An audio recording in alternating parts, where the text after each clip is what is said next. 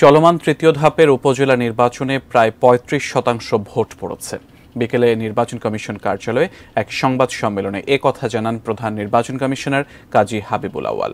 এছাড়া ২-৪টি অনভিপ্রেত ঘটনা ছাড়া শান্তিপূর্ণ ভোট হয়েছে উল্লেখ করে তিনি বলেন, ৩০ জনকে ভোট কারচুপির চেষ্টার কারণে আটক করা হয়েছে। আজকে মোটামুটি সারাদিন ভোট যে নির্বাচন হয়েছে এটা সন্তোষজনক ছিল। একটি বিষয় হয়তো আপনারা জানতে চাইবেন উপস্থিতি কেমন ছিল।